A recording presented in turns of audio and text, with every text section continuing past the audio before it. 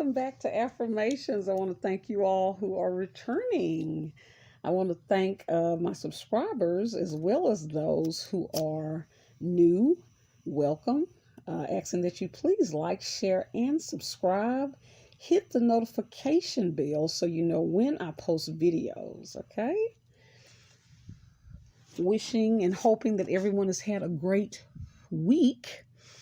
And again, our question is, if it was not a good week, what is one thing we can do that will help it be better for next week, okay? And let's see. Gotta wish you all, how can I forget, wishing everyone mental, spiritual, emotional, and physical health. That is always my wish for us, okay?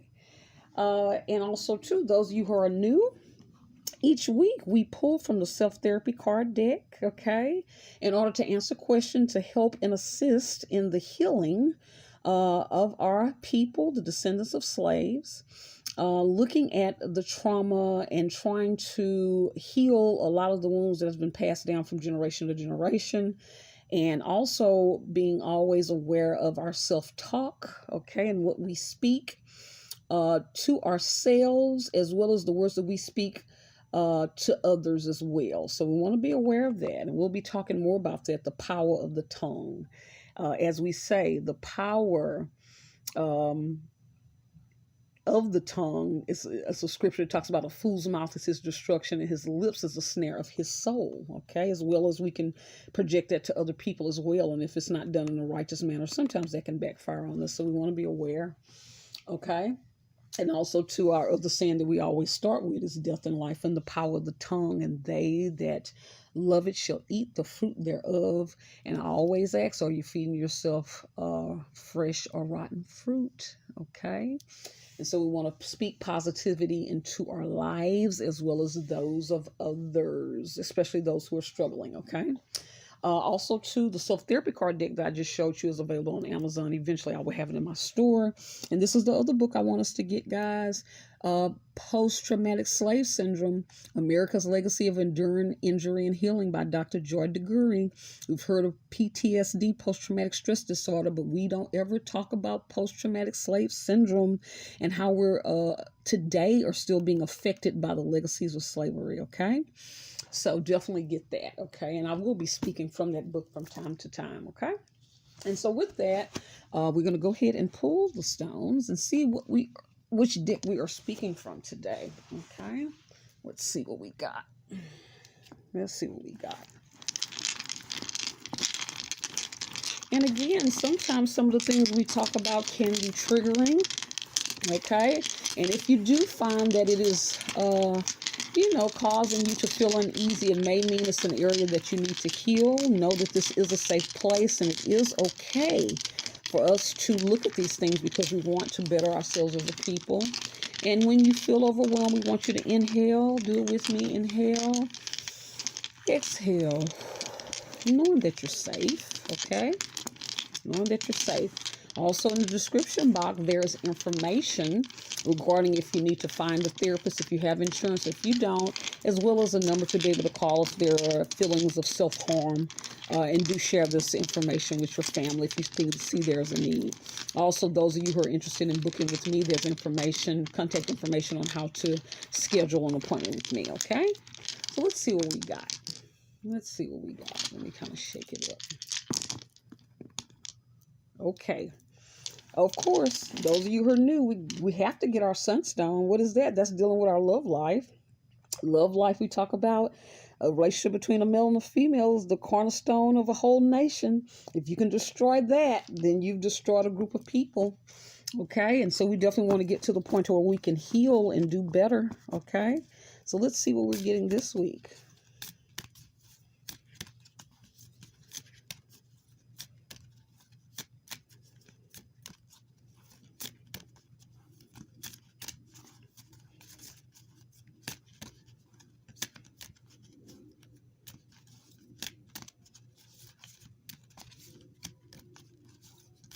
Okay, so what I'm going to do, I'm going to split down the middle. I'm going to pick the one to the left, We're going to see if we get another one that we've already had. We tend to do that quite a bit. Let's see.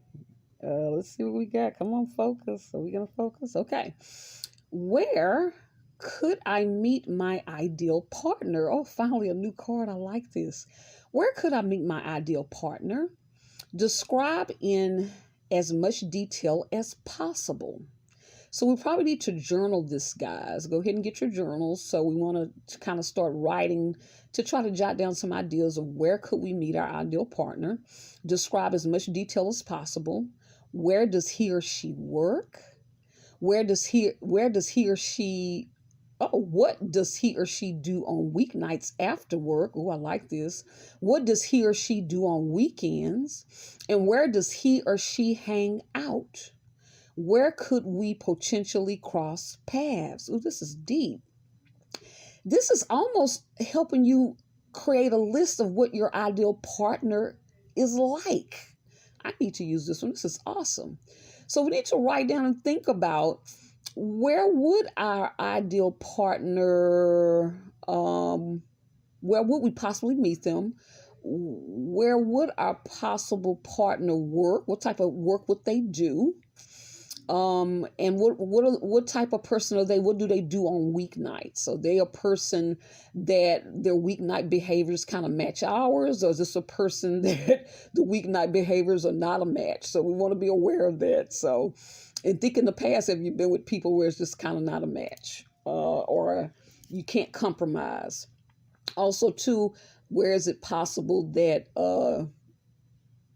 the person who you'd like to be with, what type of places would they hang out at? Okay.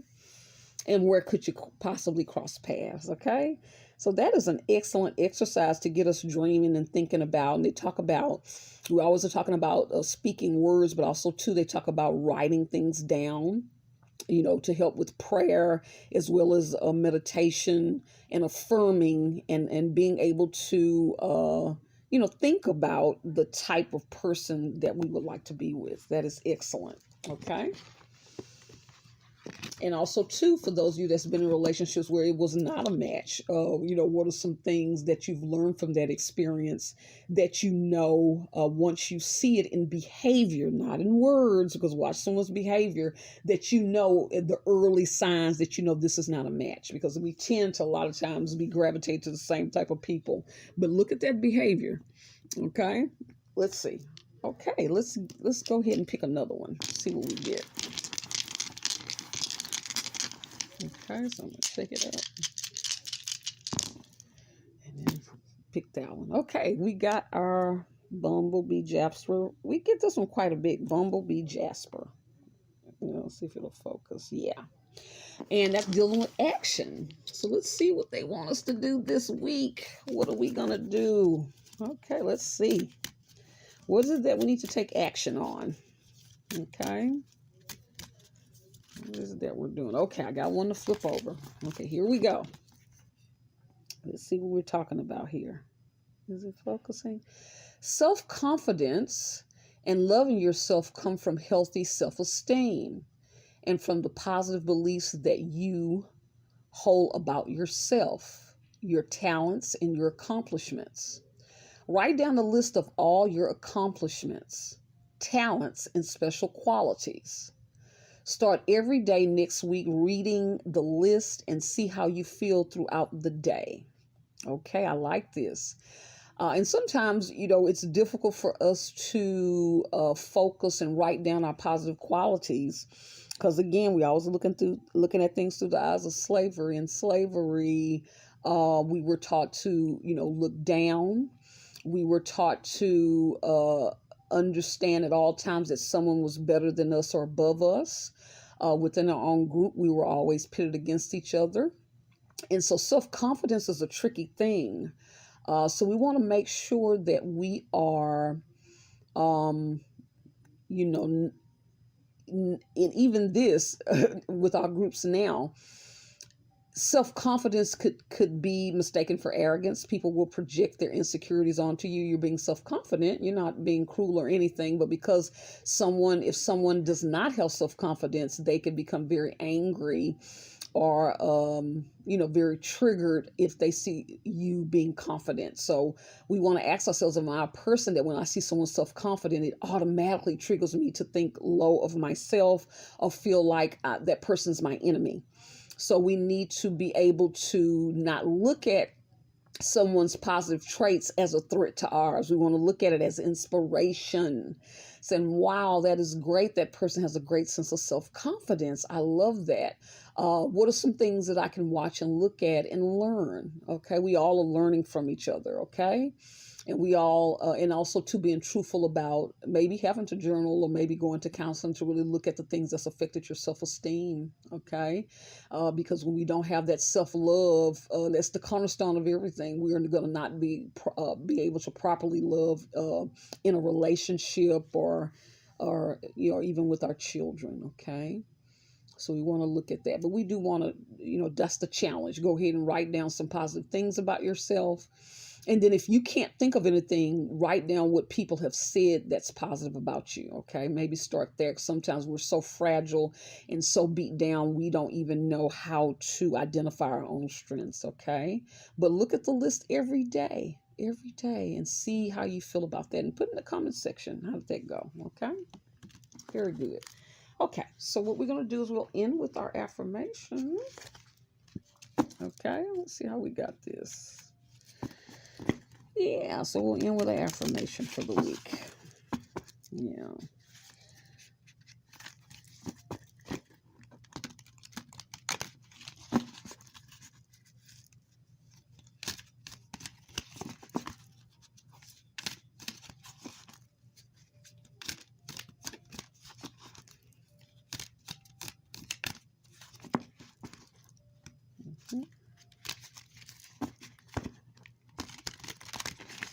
Okay.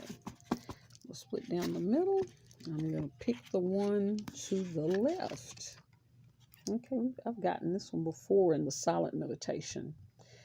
Look at the artwork. I love these cards. It says, whatever you are going through, you are growing through, right? Whatever you are going through, you are growing through. For everything that happens in our lives, it teaches us a lesson. And if we can gracefully try to ask ourselves, what is it that I'm learning from this experience, we will grow. Okay. Let's see what it's saying on the back. Okay. It's saying your mistakes and struggles are opportunities for growth. Nothing is happening to you, but happening for you. Take a moment and have gratitude for your current experiences. Observe and breathe. You got this, friend. And I know that sounds strange. Talking about be thankful for your current experiences. Sometimes the current experiences we're going through are uncomfortable. But a lot of times if we can ask ourselves, what is it that I can learn from this? Even if it's something negative and it doesn't seem like it's positive, if nothing else, you've gained the knowledge of the human experience of how people can operate and maybe pitfalls that you won't step into, as well as what information can I share with others to warn them. Okay. So being thankful for all opportunities, looking at them as teaching opportunities. Again, we are all here for a purpose, again, to love and to help each other grow. But are you going to be a person that is the person of light that's helping people heal? Okay, giving encouragement, not leading astray? Or are you going to be the person that's testing people on the other end where you are kind of going towards darkness, challenging people, tricking and trapping? Okay. So we get to choose. We definitely have we love it. The Most High gives us free will. Okay. I'm hoping that we would choose our higher selves. Okay. And so with that, guys, I'm going to see you next time, and you all take care and have a great week. Bye.